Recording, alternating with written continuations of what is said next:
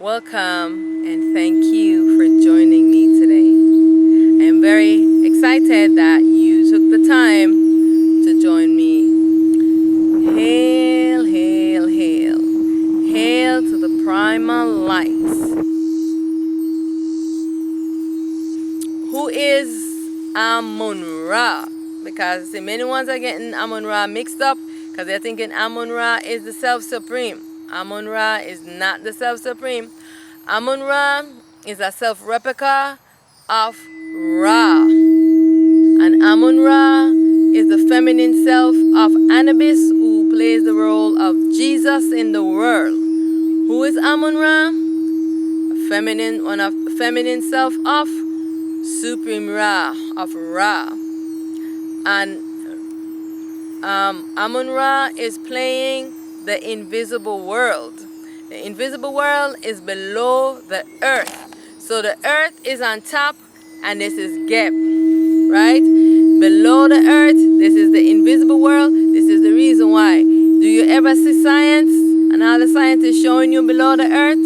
Because it is complete blackness, right? This is the invisible world where everything is invisible. And you can only go there in yourself with no body, and your disembodied self when you're wearing that mind avatar. And you can go there like when you're in a vision, like when you're doing a meditation, you can go into the invisible world. But the invisible world is below the earth, and this is where Amun Ra is the invisible world. So when Ra goes down a rising and she goes circle through Amun Ra, and then she rises up, and this is how Amun Ra gets light in the invisible world, is when we see the full moon. When we see full moon, we know that Supreme Ra is turned her light on in the invisible world, and the light is being reflected to the moon, and this is what we see. Like when we are having the sun and the sun is here, it's reflecting to the moon into the invisible world, and all they are seeing is just that light, from the moon, because they have complete darkness down there. And so right now, Amun Ra is the duality. Amun Ra is not in awareness of herself. She's wearing a mind avatar, and you guys need to know this.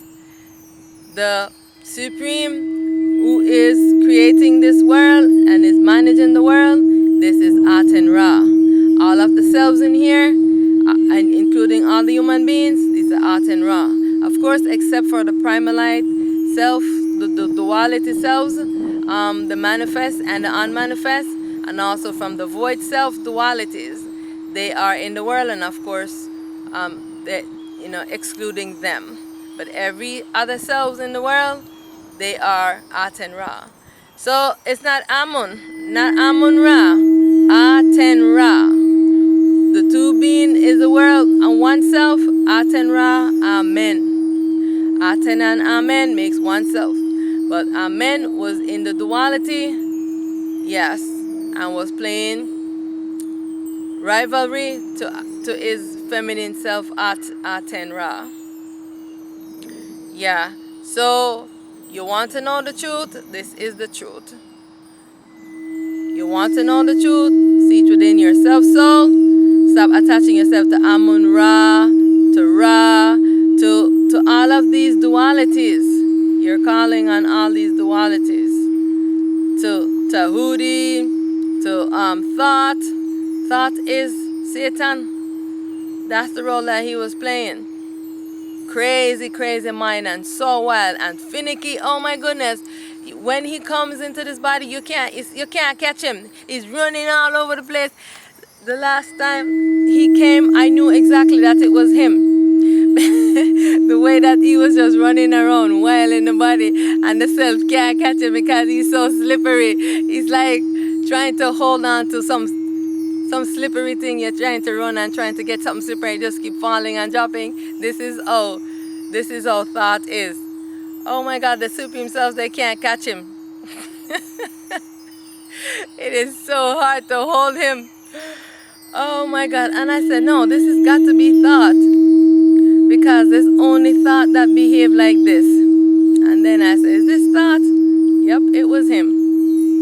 Because I had thought that he was merged already, but he wasn't merged. He had came back, and now they had turned his light on, and now he was there to let him see that, you know. And now he was being merged onto, because he's the baby self of Allah. Yeah, thought is the baby self of Allah. And so this is yeah, so this, I'm telling you, this has been some journey. So, but you know, you get to know, because I don't use my eyes to see any of the deities. All I know them based on their presence within me, and I know them based on when they tell me who they are. Because I can't look to see, because the consciousness is always trying to get me, and the beings them are trying to take my light. So I can't look into them, because they will. It's just not safe for me. I can't look, you know. So my eyes is Aten Ra. My eyes is all the Supreme Selves. So I don't have to look to see anything. They take care of me. I just have to maintain balance within myself, and just stay stabilizing the self, so that everything that I am doing, I am communicating to Aten Ra what I'm doing, or whichever one of the Supreme Selves, or whichever one of the Supreme Selves that I'm working with. Then I just have to, like, you can't imagine, like, even if I'm going to the bathroom, I have to say it, because the gods them crazy. I go to the bathroom, they going crazy. They're going in your bottom, they're going in your butt, they're trying to do all these crazy things. They're going up in your vagina. You have no idea the crazy stuff I have to endure with these deities. And so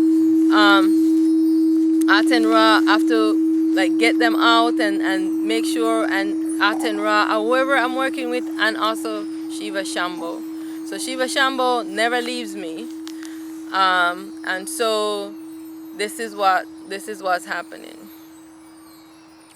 And so I have to be communicating, you know, like, if I have to eat, and I don't have to, but if I just feel like I want to eat something, because the mind is like this, the body is like this, like, oh, drink some water, because sometimes my lips will get very, very dry, and I'm picking it, and it gets very dry and chippy. And so I have to say to the self, you know, I'm going to drink some water, I'm going to drink some juice that I make, I'm going to eat something, salad or whatever, because I mostly eat salad, drink something, and every now and then I might eat a foolishness, but not very often. Mostly salad, soup, teas, juice, shakes, like that. Yeah, and drinking water, coconut water. I was drinking a lot of coconut water. You know, of course, the one in the box, because, you know, I'm not, like, in the island right now. So that's the next best thing. And so what I'm saying is that I have to stay in constant oneness, so that with myself, because the mind is always trying to put a wedge between me and Aten Ra, or the self, so it's always trying to tell me things. Like it would say, don't do this, don't do that. And so even sometimes when it's like painful, sometimes I have to stand up from, say from 12 to right back again till in the night again. Sometimes I even go longer than that, standing up, just one whole day, and, you know, just standing up, can't sit down, because the deities, when they're so powerful, and when more than one of them come at a time to battle, it's hard for the self to gain a balance with them when I'm sitting down, because when I'm sitting down, they hit the head. They try to grab the consciousness to bring the consciousness into sleeping. And so this is what they are doing. And so this is why I have to be communicating with Aten Ra. I never leave out without first asking, is it okay to go so and so, and can you make the way clear for me, because the consciousness is always trying to do something to harm me, always. And so the minds of the beings are very impure, the human beings, also the God beings, and so they will take over a human being who likes to dwell in their mind and in their imagination. Yeah, and so I have to be very careful. So so I just maintain balance with myself, and I stay equanimity with myself. Okay, sometimes they will snap the head and bring the consciousness into sleeping, and then as soon as I come into realization, I just jump up and just will start standing, and I'll be standing, from that time in the morning up until, wherever time in the night, sometimes. And sometimes the energy, they put so much magnetic energy in the foot, it is, oh my goodness. The last time the foot was so swollen, they beat up on this body. But, good thing the self is making balance with it. So they beat up on this body so badly, and they every now and then it's different thing that they go in the back, in the arm, where they immobilize the hand or one of the foot, and I can't move it because there's so much magnetic energy in it. So they do these kind of things.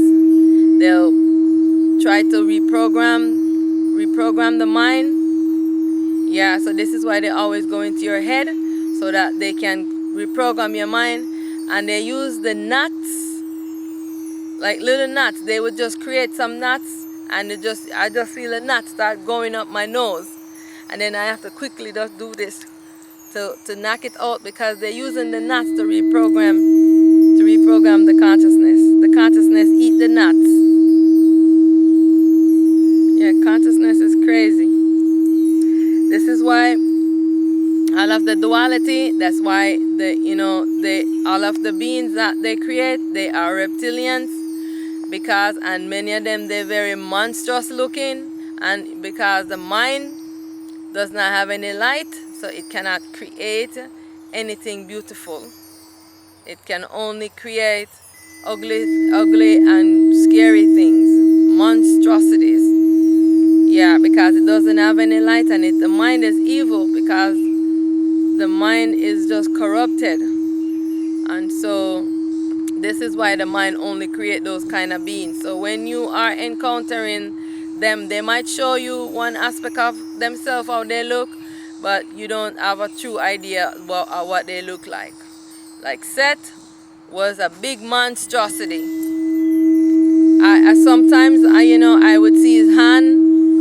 You can see the reptilian hands, and very black, like jet black.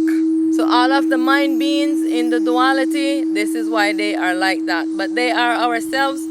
They only look in monstrosity because the mind is creating them, and the mind doesn't have any light. So the mind cannot create, anything that is in balance and in harmony. So, that's the reason why.